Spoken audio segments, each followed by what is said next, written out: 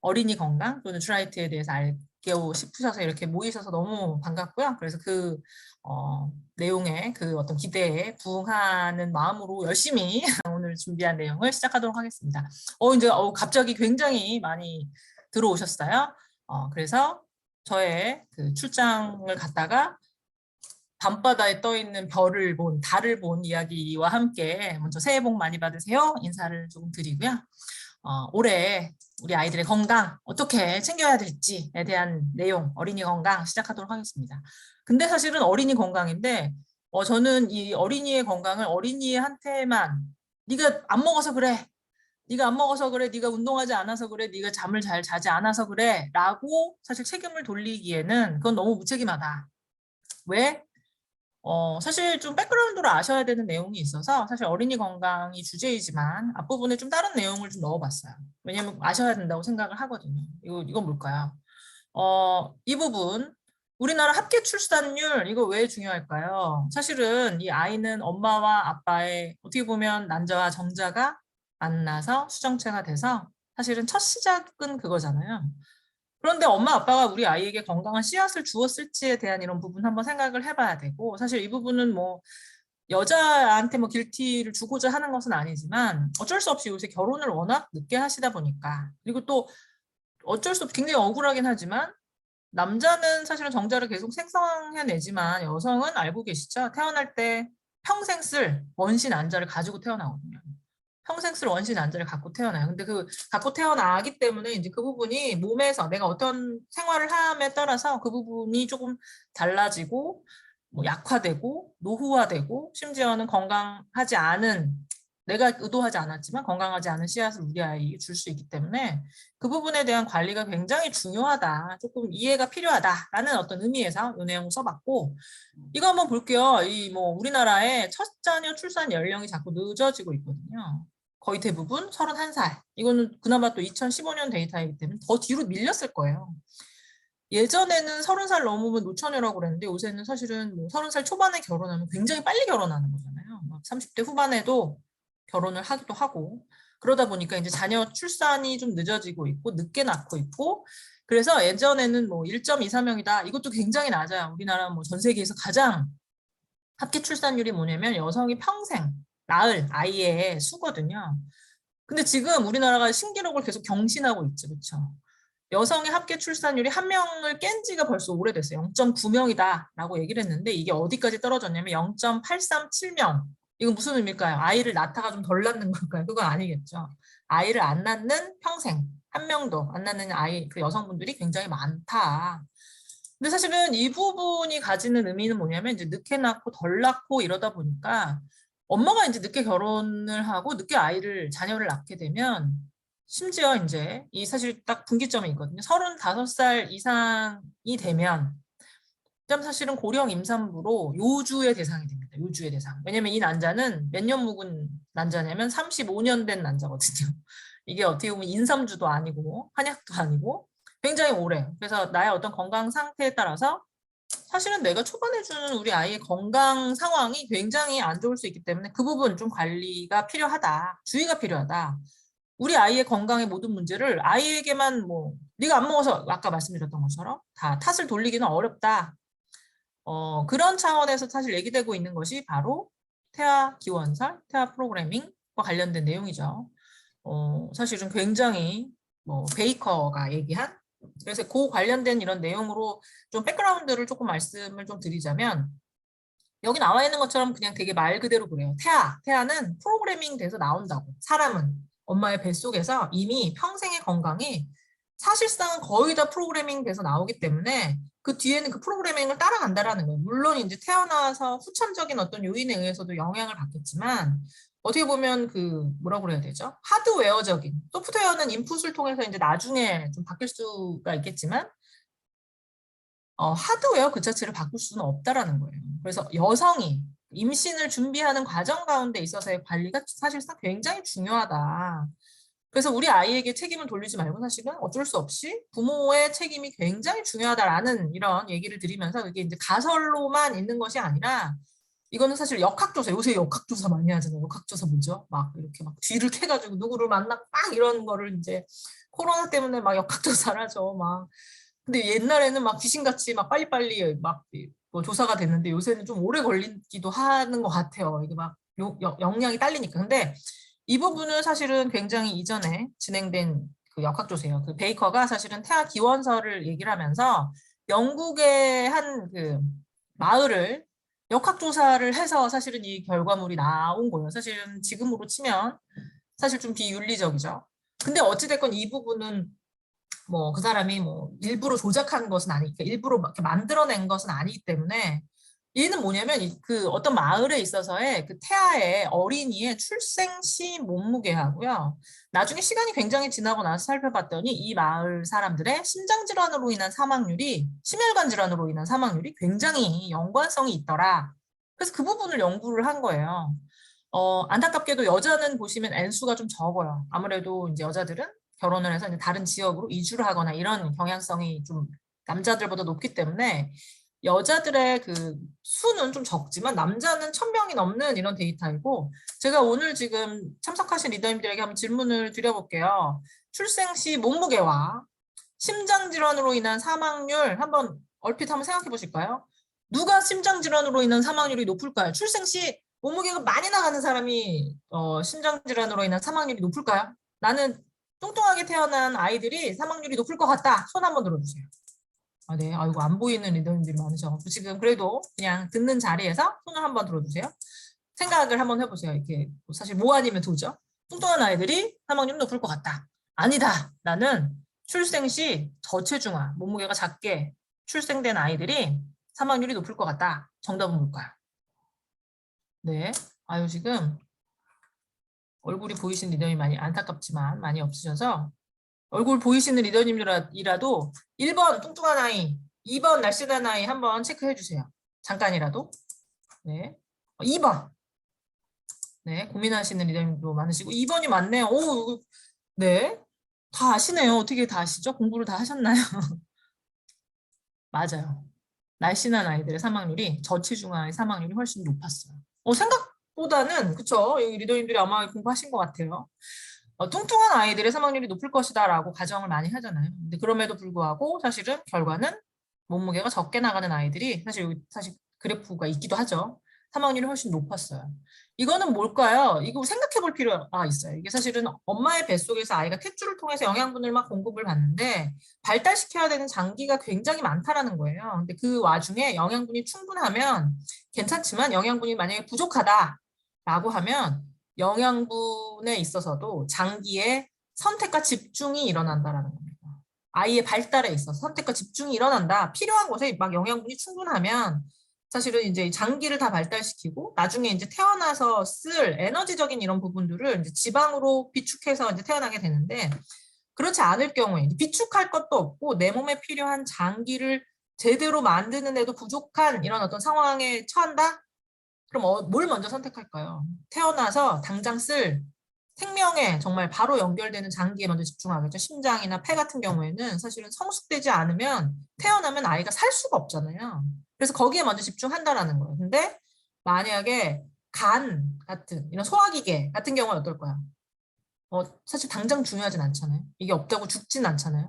그래서 그 장기 가운데 이 몸통의 가장 굉장히 큰 부위를 차지하는 장기 가운데 하나인 간의 발달이 더딜 가능성이 있다라는 거예요.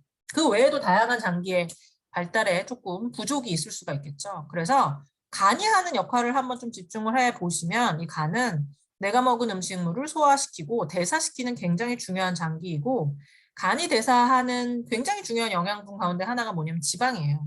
지방 대사상의 문제가 생겨서 여러 가지 다양한 뭐 고지혈증 그 외에 뭐 심혈관 질환으로 있어서의 어떤 발달의 어떤 빌미가 될 수 있다라는 겁니다. 그래서 사실상 어떤 면에서 보면 이 내가 가지고 있는 이런 어떤 내 몸을 구성하고 있는 장기 기관의 퍼포먼스, 어떤 기능적인 어떤 부분들은 엄마의 뱃속에서부터 사실은 프로그래밍 돼서 나오기 때문에 충분한 영양 섭취가 필요하다. 근데 이 얘기를 들으면 아 그래 내가 임신했을 때 자기 전에 통닭 한 마리를 다 먹고 막 자다 일어나서 막 그 아이스크림을 먹고 너무 잘했구나 이런 생각을 하실 수가 있는데 사실은 정말 필요한 것은 뭘까요? 열량일까요? 사실 어 아이 다 출산 경험이 있는 리더님들은 다 기억이 나시잖아요. 아이가 해봐야 뭐 몸무게가 막 10kg 나가지 않잖아요. 뭐 한 2, 3kg 아이를 낳는데 내 배는 그대로 있는 경우가 있어요. 그렇죠? 아이는 낳는데 아이를 언제 낳니? 이런 얘기 들으신 리더님 계시죠? 그렇죠? 난 다 낳는데 이 부분 뭘까요? 불필요한 에너지, 열량적인 에너지가 필요한 것이 아니라 이 세포의 발달에 필요한 영양분이 필요하다는 거예요. 영양소에 집중하자. 열량이 아닌 영양소에 집중하자. 내가 막 땡겨서 먹는 막 족발이나 막 치킨이나 막 아이스크림 한 통 다 먹고 이 부분에는 사실은 아이한테 꼭 필요한 사실 임신 시에 있어서 영양소의 이동을 살펴보면 이런 열량 영양소는 엄마에게도 굉장히 많기 때문에 단순 확산으로 많은 곳에서 적은 곳으로 이제 쓸려가는 확산으로 영양분이 전달이 되고요. 그런데 이제 엄마도 부족한 영양소들이 있어요. 뭐 칼슘이나 이런 어떤 미네랄들 그리고 또 영양소, 비타민 이런 어떤 류들은 사실 엄마도 부족한 경우가 굉장히 많거든요. 근데 그중에 뭐 대표적인 영양소 몸 안에 자원이 있는 게 있잖아요. 뭐 칼슘 이런 거는 너무 잘 알고 계시죠? 아이의 엄마가 이제 임신했을 때 충분한 우리나라 사람들은 칼슘을 뭐 충분하게 먹어본 적이 없기 때문에 이 칼슘이 부족하면 근데 아이의 발달에 문제가 생기기 때문에 어떻게 하냐면 엄마의 뼈에서 녹여서 아이한테 전달해요. 그거는 이제 단순 확산이 아니죠. 능동적으로 뭔가 다른 어떤 경로를 통해서 아이에게 전달되는 어떤 문제. 그래서 나는 살은 쪘는데 몸은 아프고 뼈는 부실한 이런 굉장히 나는 막 푸짐해졌는데 이런 어떤 상황이 나타날 수 있어요. 그래서 영양적인 어떤 보충, 열량이 아닌 내가 막 입으로 당기는 음식이 아닌 영양소에 집중하자라고 좀 설명드릴 수가 있고 이 부분이 너무나 중요한 이유를 또 다시 좀 설명드리면 아까 난자와 정자가 만나서 수정체가 이루어졌다고 말씀을 드렸는데 하나의 수정체가 막 분화하면서 세포가 막 폭발적으로 증식해서 사람은 60조 개의 세포로 이루어져 있잖아요. 그래서 인간의 발달의 단계를 살펴보면 첫 번째는 세포가 증식하는 단계가 있고요. 발달의 단계, 성장의 단계를 놓고 보면 두 번째는 세포가 막 증식하면서 세포의 사이즈도 커지는 이런 어떤 단계가 일어나요. 왜냐면 아주 먼지같이 작은 이런 세포가 사이즈가 커지지 않고 그냥 개수만 많아지면 사람의 형상을 이룰 수가 없잖아요. 그래서 2단계 성장은 세포의 증식과 세포의 비대가 동시에 일어나는 세포가 커지는 이런 어떤 상황이 일어나게 되고 마지막 3단계는 뭘까요? 더 이상 세포는 더 이상 증식하지 않고요. 이제 커지기만 하는 성장이 마무리되는 단계에서 그런 형태의 발달이 일어나게 된다라고 조금 설명드리면서 이제 이게 중요한 이유는 뭘까요? 성장 발달에는요. 그렇기 때문에 굉장히 중요한 크리티컬 피리어드, 결정적인 시기가 있어요. 놓쳐서는 안 되는 너무나 중요한 시기가 있다.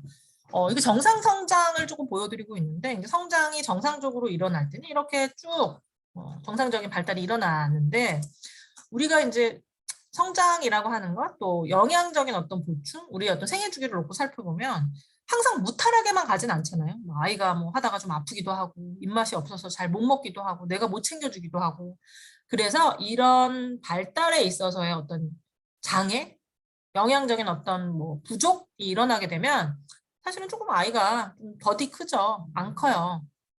근데 만약에 이런 어떤 결핍이 결정적인 시기 이후에 생겨나게 되면 아까 보여드렸던 것처럼 세포의 증식이 일어나는 그 시기를 바로 결정적인 시기라고 하거든요. 세포 그 자체가 막 폭발적으로 증식하는 그 시기에 영양분이 충분하지 않으면 또 발달에 필요한 어떤 엽산과 같은 비타민 B군, 세포의 정상적인 분열에 필요한 영양분을 제대로 공급받지 못하게 되면 이제 결정적 시기 이후에는 그나마 나중에 먹으면 보충이 되는데 결정적 시기 안에 그런 문제가 생기게 되면 어떻게 된다? 세포의 분열 자체에 문제가 생기겠죠. 그래서 이 아이가 가져야 되는 어떤 전반적인 어떤 부분에 결함이 발생할 수 있어요. 그래서 엄마의 뱃속에서부터 시작을 해서 아이가 태어나서의 어떤 소중한 시기, 6세 정도까지를 보기도 하는데 그 시기가 어떤 시기다? 성장 발달의 정말 결정적 시기다. 정말 너무나도 중요한 시기이기 때문에 이 시기에 있어서의 정말 한순간도 놓치면 안 된다라고 좀 설명드릴 수가 있고요. 이렇게 설명드리면 굉장히 아쉬움에 이제 오프라인에서 교육을 하면 만감이 교차하는 표정을 짓는 리더님들이 계세요. 우리 아이는 중학생인데 우리 아이는 지금 막 고등학생인데 막 초등학교 고학년인데 다 컸는데 6살이 아닌데 어떻게 해야 되나 아이를 한 명 더 낳아야 되나 이런 고민이 되시죠. 그렇죠?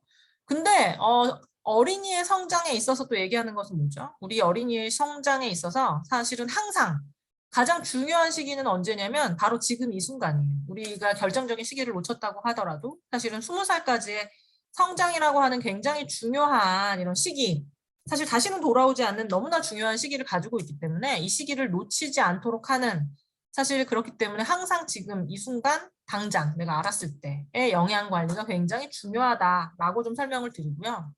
이 부분은 뭐냐면 이제 모유.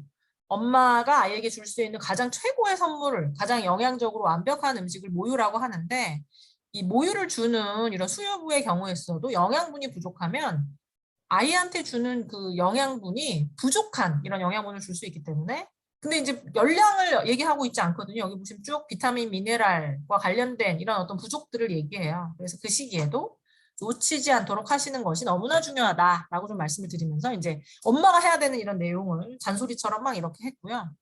근데 자녀와 관련돼서 이제 부모님들이 어디 관심을 많이 가지시나요? 키. 우리 아이가 키가 컸으면 좋겠어요.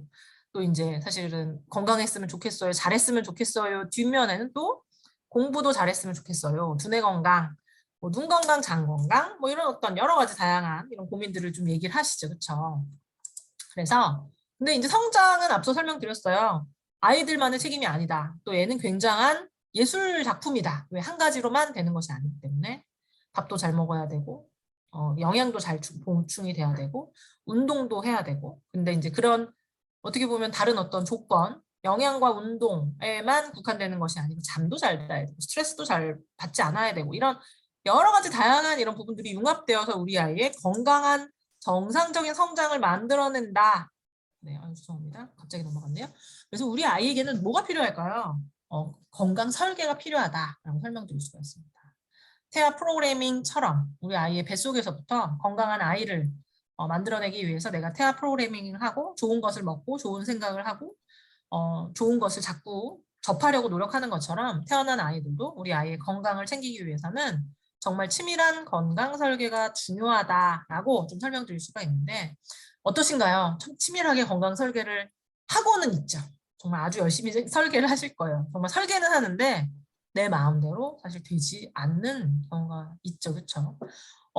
사실 사실 요새는 전면 등교를 했다가 다시 좀 돌아오긴 했는데 한동안은 정말 학교를 아이들이 많이 못 갔잖아요. 기억하시는 리더님들이 있으실 겁니다. 그래서 떻게 했냐면 저는 이제 큰애가 있고 좀 어린애가 있으니까 큰애한테, 그러니까 학교를 안 가니까 급식을 안 먹잖아요. 그러니까는 초반에는 좀 기억이 나요. 너무나 생생하게 친환경 급식 재료를 집으로 배달해 줬어요. 막 버섯이랑 막 우엉이랑 막 여러 가지를 유기농으로 된 거를 막 배달을 해줬어요. 근데 정말 열심히 학교에서 준 거고 이게 좀 신선한 재료, 사실 제가 평소에는 절대 사지 않는 것들도 굉장히 많이 배달이 됐는데 되도록이면 소비하려고 굉장히 노력을 했는데 결국 냉장고 야채 칸에서 한 6개월 있다 버린 친구들이 있어요. 우엉 막 이런 거는 제가 손대지를 못해가지고, 근데 썩지도 않더라고요. 빨리 썩으면 빨리 버려버릴 텐데 썩지도 않고 정말 미라처럼 막 이렇게 나뒹굴고 있어가지고 결국에는 걔를 몰래 나중에 버렸거든요. 나무뿌리 같이 된 이렇게 딱딱해져가지고 버려버렸는데, 그러니까 아마 저 같은 사람이 되게 많았던 것 같아요. 그러니까 나중에는 어떻게 했냐면 가장 마지막에 기억하시는 리더님 계신가요?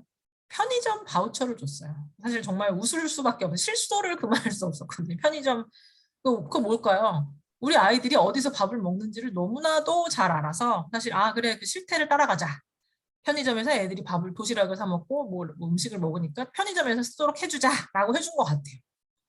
물론 아무거나 먹지 못하게도 했어요. 근데 사실은 그러다 보니까 그 돈을 쓰는 것도 사실 일이었거든요.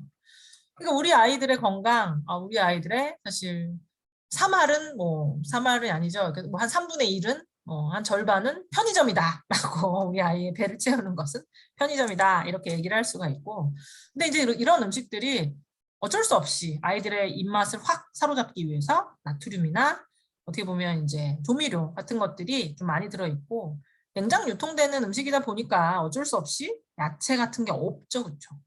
없어요. 제육을 한번 이렇게, 그거는 이번 코로나 때가 아니라 예전에 어디 놀러 갔다가 먹을 데가 없어갖고 고수부지 놀러 갔다가 도시락을 이제 편의점에 사다가 먹어갖고 이제 애가 돌려갖고 왔는데 큰애가 정말 다 빨갛더라고요. 제육 뭐 제일 맛있대요. 그 제육 덮밥이 있는 걸 사왔는데 근데 그 제육 옆에 정말 초록색이 딱 하나 있길래 이게 뭐지? 했다 봤더니 플라스틱.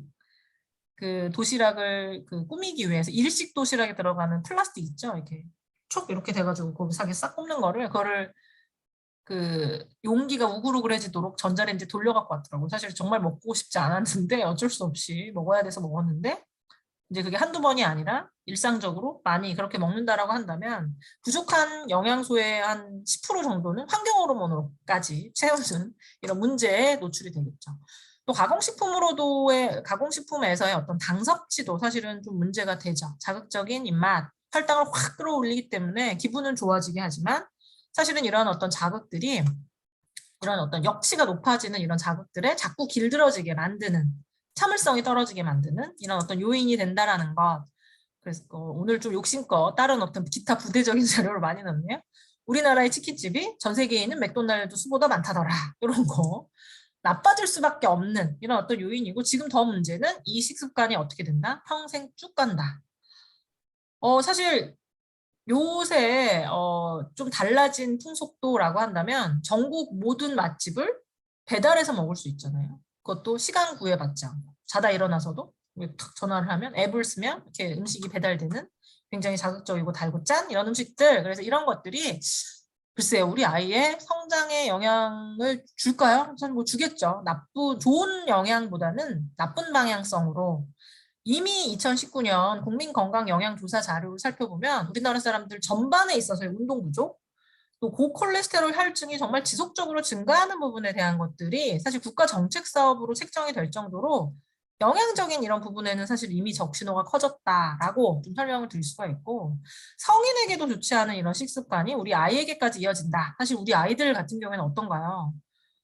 활동에 필요한 에너지뿐만이 아니라 성장에 필요한 이런 에너지, 영양분을 좀 필요로 하기 때문에 제대로 된 영양소의 선택, 제대로 된 거를 먹도록 조금 좀 도와주는 것, 이게 너무나 중요하다라고 좀 설명드릴 수가 있는데요. 우리 아이에게 필요한 영양소 뭐가 있을까요? 뭐 잘 알고 계신 것처럼 뭐 칼슘이나 철분 이런 어떤 영양소 너무 중요해요. 근데 이런 영양소와 관련된 이런 부분 중에서 우리 아이들이 이제 이런 부분들 제대로 잘 못 먹고 있는데 좀 좋은 소식 가운데 하나는 뭐냐면 이 영양소들이 내가 섭취한 영양소들이 내가 우리 아이에게 제공한 이런 비타민, 미네랄, 다양한 영양소들이 조금 듣기 좋은 말로 좀 아주 좀 적나라한 말로 제대로 돈값하는 정말 좋은 돈값을 하는 시기가 언제냐면 어린이 시기다. 왜? 이때는 정말 아이들의 영양소에 있어서의 흡수율이 다른 때와 비교할 수 없을 정도로 높기 때문에 그래요. 생체 요구량이 높기 때문에 말 그대로 이용률이 높고 흡수율이 굉장히 높다. 그래서 그 시기에 있어서의 어떤 영양적인 지원 그 누구에게 보다도 비견할 수 없을 정도로 정말 효과적이다라고 조금 설명을 드리면서 그래서 칼슘, 철분, 단백질과 같은 이런 어떤 영양소들 이 생애주기에 꼭 필요한 영양소가 조금 부족하지 않도록 충분한 보충을 하는 것이 중요하다. 너무나 잘 알고 계시는 이런 내용을 좀 설명을 드렸고 셀레늄 한번 볼까요? 이거 항산화 미네랄입니다. 항산화와 관련된 이런 부분들이 굉장히 부각이 되고 있고 우리 몸 안에는 이런 유해산소의 공격을 조금 막아주기 위해서 내가 입으로 섭취하는 항산화 영양소도 있지만 그럼 항산화 영양소가 없을 때는 어떻게 해야 될까요? 막 공격을 막 받을까요? 아니겠죠. 사실 1차적인 방어막인 항산화 효소가 있어요. 내 몸에 항산화 효소가 있는데 그 항산화 효소를 만드는 굉장히 중요한 원료, 셀레늄, 항산화 미네랄이죠. 이 어떻게 보면 글루타치온이라고 하는 항산화 효소의 핵심 성분이다. 근데 사실은 일상적인 어떤 식생활을 통해서는 조금 보충이 좀 어렵겠죠. 그래서 그 부분을 보충하는 필요가 있다. 왜냐면 얘가 여러 가지 다양한 항산화 영양소와 좀 결합을 해서 환원작용을 도와주고 몸 안에서 일어나는 다양한 어떤 1차적인 항산화의 역할을 조금 담당하고 있기 때문에 셀레늄이 그 부분을 조금 보충해주는, 만들어내는데 도움을 줄 수가 있습니다. 비타민 K 한번 또 살펴볼까요? 얘는 혈액 응고인자 합성에 좀 관여하고요. 실제는 얘가 이제 장내에 좋은 유익균에 의해서 합성이 되는데 장내 환경이 악화되면 이 부분이 제대로 만들어지지 않는 문제가 조금 발생할 수가 있습니다. 근데 이제 얘가 하는 역할이 워낙에 이제 혈액 응고, 뼈의 발달, 칼슘 결합 단백질을 형성하는 굉장히 중요한 역할을 하기 때문에 사실은 이제 장 건강을 챙기는 것과 동시에 좀 당장 급하게 필요할 때는 비타민 K도 보충이 필요하다라고 좀 설명을 드릴 수가 있고요. 얘가 하는 다양한 역할, 조골세포의 생성과 분비, 뭐 췌장의 베타세포를 활성화한다거나 지방 축적을 감소시키는 또 인슐린의 민감도를 상승시켜서 세포 속으로 에너지가 좀 빨리 이동될 수 있도록 도와주는 다양한 역할들을 비타민 K가 담당을 하고 있고요. 이렇게 여러 가지 영양소의 필요에 대한 꼭 먹어야 되는 영양소에 대한 것들을 조금 말씀을 드렸다라고 한다면 먹으면 안 되는 영양소는 어떨까요? 사실은 이제 이 부분은 모발 검사를 하거나 사실 모발 검사가 가장 민감도가 높다고 해요. 혈액 검사 상에는 이제 수치가 아주 높지 않기 때문에 잘 나타나지 않는데 이제 모발은 계속 축적이 되기 때문에 이제 모발 검사를 하게 되면 이런 어떤 중금속의 노출, 얼마나 오랫동안, 얼마나 많이 노출됐는지에 대한 이런 부분을 조금 확인할 수 있다라고 하는데 안타깝게도 이제 혈중과 관련된 데이터가 있네요. 선진국과 우리나라 사이의 어떤 비교. 근데 조금 슬프게도 우리나라의 아이들의 혈중 중금속의 농도가 선진국의 아이들보다 좀 높더라. 실제는 전혀 없으면 좋겠지만 이런 부분들이 사실 뭐 납이나 수은을 어떻게 막 그쵸 주려고 해서 준 거는 아닐 거예요. 환경적인 부분.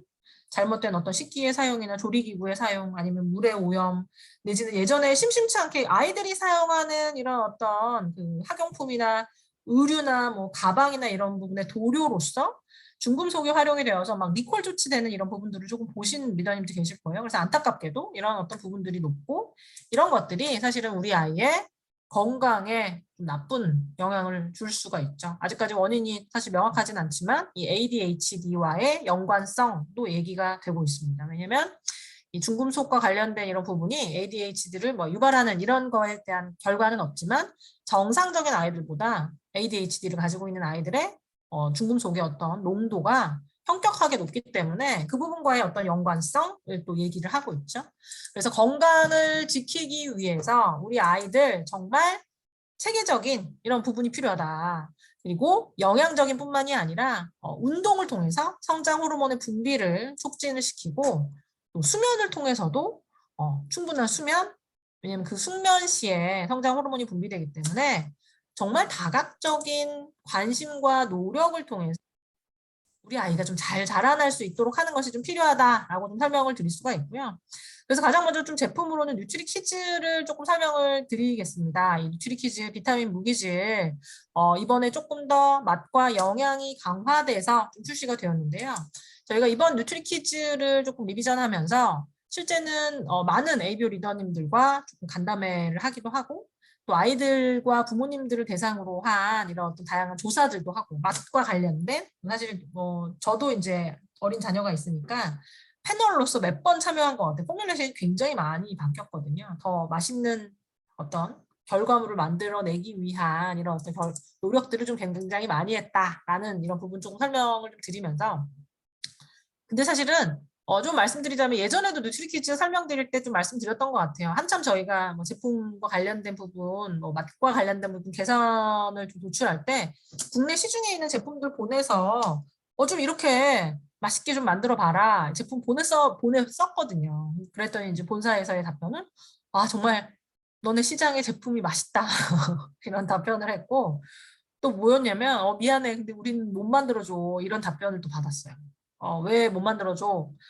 우리 기준에는 뭔가 맛을 내거나 뭔가 이렇게 사실 뭔가 그 아린 맛, 이 맛은 미네랄에서부터 와요. 그러니까 어떻게 보면 내추럴한 어떤 미네랄의 맛인데 그 부분을 가리려면 예쁘게 화장을 해야 되거든요. 마치 이제 얼굴에 주근깨가 많으면 주근깨를 가리려면 주근깨를 좀 두텁게 화장을 해서 가리는 것처럼 그 미네랄 본연의 맛을 조금 가리기 위해서는 뭔가 화장이 진하게 필요한데 뭔가 부형적인 것들이 굉장히 많이 들어가야 되는데 뉴트라이트는 기준이 있기 때문에 너네 시장에 나와 있는 제품처럼 그렇게 화장을 해서 제품 내보낼 수가 없어가 사실 답변이었어요. 그래서 저희가 정말 계속 노력을 했지만 리더님들 캔디나 사탕 이런 것처럼 만들 수는 없습니다.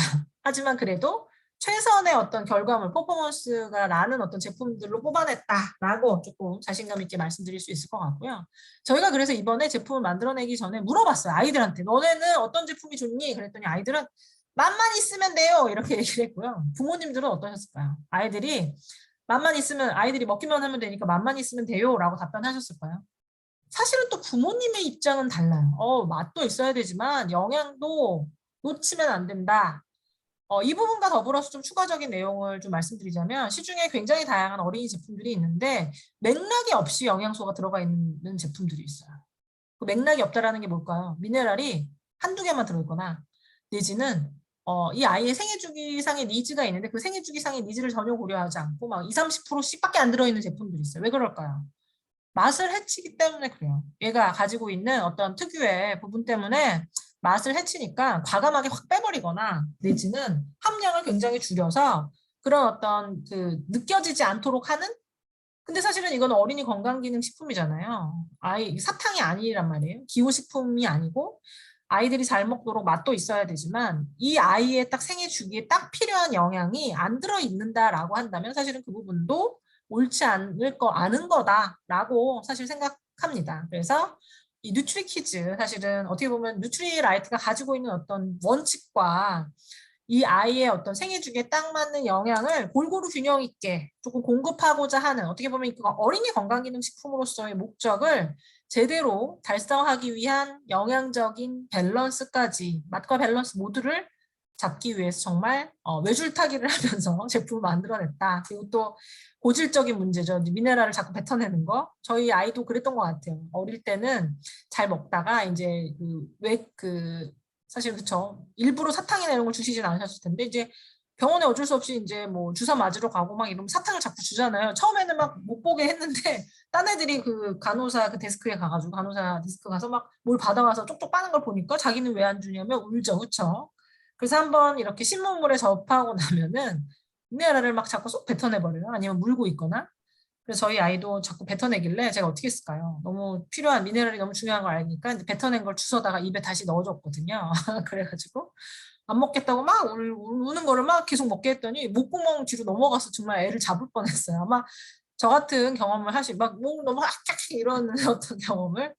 그래서 우리는 그런 게 꼴보기 싫어서 갈아서 줘버려요. 막 이런 얘기 하시는 리더님들 많이 계신데 이제는 그런 걱정 없습니다. 왜? 비타민 미네랄을 합쳐버렸거든요. 그래서 도저히 미네랄을 뱉어내실 수 없게 다 함께 먹을 수밖에 없게 제품을 바꿨다라는 것. 그래서 그것이 가장 달라진 뉴트리키즈의 내용이다. 성장기 필수 영양을 골고루 담았고요. 상큼함이 톡 정말 마케터가 자랑하는 포뮬레이션을 뭐 30번 이상 계속 바꿔가지고 정말 굉장히 어렵게 뽑아낸 이런 어떤 제품이고 한 입에 쏙 비타민 무기질을 한 번에 담아가지고 도저히 뱉어낼 수 없게 그리고 또 정말 중요한 우리 아이의 성장기 필요 영양소를 꽉꽉 알차게 담아서 필요한 영양을 채웠다라는 것을 또 자랑스럽게 말씀드릴 수 있겠습니다. 9가지 28종의 식물, 농축물, 부원료가 담겨져 있는 이런 뉴트리키즈 우리 아이의 건강을 위한 사실은 가장 첫 번째 좋은 선택이 되실 수 있을 것 같고요. 뉴트라이트 건강성장 프로그램 이제 소개시켜 드릴게요. 이제 워낙에 어린이 건강이니까 이제 부대적인 내용과 뉴트리 키즈와 이제 건강성장 프로그램 좀 소개를 시켜 드리는데요. 겨울방학 건강성장 프로그램 1월 6일이죠. 그러면 오늘이네요. 오늘 출시가 됐습니다. 오늘 출시가 됐는데 이 건강성장 프로그램 이미 파일럿과 여름방학 건강성장 프로그램을 이미 진행을 했어요. 정말 성황리에 진행이 되었고 참여하신 많은 분들이 정말 만족도를 너무나 좋게 해주셨고 결과물도 굉장히 좋았는데 그 참여한 아이들의 데이터 통계를 한번 돌려보니까 이게 이제 사실 저희가 자사내에서 이제 리더님들이 함께 참여를 하셨고 저희 내부에서 돌린 통계라서 이게 만약에 좀 외부의 제3의 기관이 함께 했으면 얘를 더 크게 포장할 수 있었을 텐데 내부적인 통계라 조금 이렇게밖에 소개를 못 해드려서 너무 아쉬운데 남아 경우에는 이 동기간 대비 동일 연령대의 아이들 대비 20% 이상 성장을 했고요. 여아는 또래 대비 동기간 23% 성장을 하는 평균적으로 정말 뭐 평균이기 때문에 뭐 그 12주간 동안 막 키가 너무 많이 컸어요. 너무 달라졌어요. 막 이런 어떤 결과물들도 개인차가 있지만 굉장히 많았다라는 거. 뉴트라이트가 뭐 가지고 있는 여러 가지 건강 성장의 어떤 토탈 솔루션, 영양과 운동, 생활 습관을 교정하고 수면과 관련된 부분, 스트레스 매니지를 할 수 있는 이런 다양한 토탈 솔루션이 도움이 되었다라고 좀 생각을 하고요. 이번 겨울방학 성장 프로그램은 더 좋아져서 우리 아이들의 성장과 관련된 이런 부분들을 조금 더 면밀하게 자세하게 잘 살펴볼 수 있도록 스마트 디바이스와의 연결을 통해서 또 이 건강 플래너 앱도 조금 더 활용도 하시기 좋으시게 여러 가지 다양한 내용들을 좀 보시기 좋게 저희가 좀 리뉴얼을 했습니다. 부모님들에게 도움이 되는 컬럼, 식단에 대한 이런 부분들도 대폭 강화해서 정말 알차고 재미있게 진행하실 수 있도록 좀 했고요. 저희가 자랑하는 것 가운데 하나, 운동과 관련된 이런 부분, 우리 아이의 체력과 관련된 이런 부분, 그냥 인바디를 측정하는 것으로 끝나는 것이 아니라 신체와 체력을 측정해서 어떤 부분의 발달이 조금 더 필요한지에 대한 부분을 조금 저희가 서울대 그 체육학과와의 어떤 그 연합을 통해서 이제 프로그램을 조금 개발을 했고요. 또 한 가지 요 내용들 조금 발달시킬 수 있는 다양한 운동, 라이브 GX 같은 부분들도 저희가 오픈 클래스로 주말에 진행을 할 예정이에요. 예전에는 이제 좀 시간대를 했더니 주말에 했으면 좋겠다라는 이런 이야기를 많이 얘기를 해주셔서 오픈 클래스로 참여하셔서 주말에 따라 하실 수 있도록 하는 이런 어떤 알찬 프로그램도 준비를 했고요. 이 스마트 플랫폼에 대한 이런 내용을 조금 설명드리면 이제 인바디 밴드 3하고의 연동을 통해서 아이들한테 이제 밴드를 채워주시면 그 내용이 그대로 앱으로 조금 연동이 돼가지고 우리 아이가 이제 자는 것, 얼마나 깊은 수면을 뒤척이지 않고 잘 자는 것, 활동량에 대한 이런 부분들도 이 밴드에서 자동으로 측정이 돼서 누적이 되면 그것을 동기화시키면 이제 앱에서 그런 어떤 결과물들을 확인하실 수 있도록 그래서 성장 추이, 아이들은 또 굉장히 재미있게 참여를 하고 부모님들은 우리 아이, 내가 몰랐던 우리 아이의 사실 수면, 뒤척임, 활동량 이런 부분, 일상적인 부분을 계속 쫓아다니면서 보시기는 어려우시잖아요. 그래서 이런 디바이스와의 연동을 통해서 조금 더 자세하게 우리 아이의 건강과 관련된 부분을 조금 알 수 있고요. 이게 그냥 되게 재미있게 잠깐 체크하는 건데 이제 이런 부분들이 건강 성장 포인트로 누적이 돼서 나중에 이제 선물도 주게 돼요. 이게 사실 아이들을 동기를 유발시키기 위한 어떤 목적이었는데 정말 마지막에는 이렇게 조금 덜 참여해서 이제 별거 아닌 선물인데 막 못 받은 아이는 막 그 마지막에 ABC에서 왜 나는 안 주냐 울고 막 이러는 그래서 아이들이 더욱더 너무나 열심히 막 나 해야 돼 막 이렇게 하게 하는 이런 프로그램으로 조금 자리 잡은 것 같고요. 이번에도 더 알차고 좋은 내용으로 우리 아이들이 동기부여 받을 수 있도록 저희가 준비를 하고 있습니다. 기대 많이 하셔도 좋으실 것 같아요. 이전에는 좀 이원화된 플랫폼 그리고 또 이제 미션 수행과 관련된 이런 내용 확인이 어려웠는데 이게 이제 밴드하고 플래너로 바로 연결이 되니까 조금 더 쉽게 더 편리하게 활용하실 수 있고요. 아까도 말씀드렸던 것처럼 자녀 성장 모니터링 또 이 건강 플래너 앱에서 우리 아이의 NQ 지수를 바로 이렇게 툭툭툭 눌러서 체크를 하실 수가 있어요.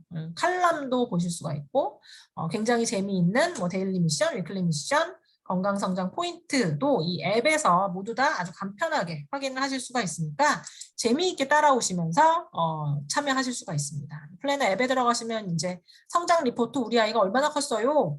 원래는 이제 두 개의 성장 그래프를 놓고 이제 줄자로 돼서 이제 좀 한번 체크해 보셔야 되는데 얘는 이제 자동으로 성장 리포트를 100분위 성장 도표에 놓고 우리 아이가 이제 얼만큼인지 100분위 몇 등인지를 좀 확인하실 수 있도록 체중은 몇 분인지 이렇게 아주 심플하게 재미있게 잘 확인하실 수 있고 또 이 그래프에 따라서 이 그래프로 이제 우리 아이의 어떤 성장의 현황을 조금 보실 수 있도록 하는 키와 체중을 조금 확인하실 수 있도록 앱이 조금 개발이 되었고요. NQ도 지금 아까 설명드렸던 것처럼 이 앱에서 플래너 앱에서 직접 눌러가면서 아주 재미있게 검사를 하실 수가 있습니다. 가지고 다니시면서도 필요한 아이들에게 또 해주실 수가 있겠죠. 그렇죠? 검사 내역을 보면 우리 아이의 NQ 내용 좀 볼 수가 있고요. 스마트 디바이스 이거 인바디 검사가 이 스마트 밴드에서 직접 가능합니다. 운동 모니터링, 보행 수기록, 트레이닝과 관련된 또 수면 상태 측정과 관련된 그래서 밴드로 운동, 수면, 데일리 미션 수행이 가능해요. 이 밴드는 아주 밀착해서 착용을 하시고요. 양손 검지를 그 위아래 쪽에 있는 은색 바에 이렇게 대시면 측정이 됩니다. 그래서 이 인바디 밴드에서 측정을 하시고 얘를 앱에 가서 동기화시키면 밴드에서 측정한 기록이 이렇게 플래너 앱으로 전송이 돼서 우리 아이의 체성분 측정 내용도 연결을 통해서 누적해서 확인하실 수 있다는 거 이렇게 좀 재미있는 언제 어디서나 체성분 측정 가능한 이런 부분 보실 수 있고 이게 뭐 인바디 밴드 3가 출시되기 이전에 먼저 저희 건강성장 프로그램에서 선보이는 거기 때문에 12주간의 겨울방학 건강성장 프로그램이 이제 끝나고 나서는 새로 재세팅해서 리더님들의 어떤 바디키에도 활용을 하실 수 있는 나의 활동과 수면, 해상분과 관련된 이런 부분들을 또 추후에도 계속 활용하실 수 있으실 것 같아요. 월간, 주간, 월간, 활동량 분석과 관련된 이런 다양한 앱상의 어떤 내용들 알차게 준비해서 저희가 겨울방학 건강성장 프로그램이 성공적으로 잘 진행될 수 있도록 준비하고 있습니다. 이 뉴트라이트 건강성장 프로그램 앞서 설명드렸던 것처럼 좀 어린아이, 정제를 삼키기 어려운 아이를 위한 키즈 플러스 프로모션 세트, 또 정제를 삼킬 수 있는 조금 초등학교 고학년 이상의 아이들을 위한 틴즈 프로모션 세트, 틴즈 플러스 프로모션 세트가 좀 준비되어 있고요. 여기에 이제 인바디 밴드, 사실 인바디 밴드를 따로 판매하기도 하는데 그냥 인바디 밴드 일반 판매일 경우에는 25만 원입니다. 근데 이 건강성장 프로그램에서는 15만 원의 업차지를 통해서 인바디 밴드 3를 함께 이 프로모션 세트 안에 포함시켜서 만나보실 수 있도록 저희가 준비를 하고 있고요. 여러 가지 다양한 알찬 내용 그리고 오늘 페이지에는 빠졌네요. 또 수골 분석을 통해서 우리 아이의 뼈 나이를 분석을 해서 사실 굉장히 객관적인 데이터를 통해서 NQ, 우리 아이의 영양, 식생활 습관, 또 인바디를 통한 몸 안에 있는 체조직의 발달, 그리고 또 성장 점수, 그리고 뼈를 기반으로 한 우리 아이의 뼈 나이 분석을 통한 이런 어떤 데이터들을 통해서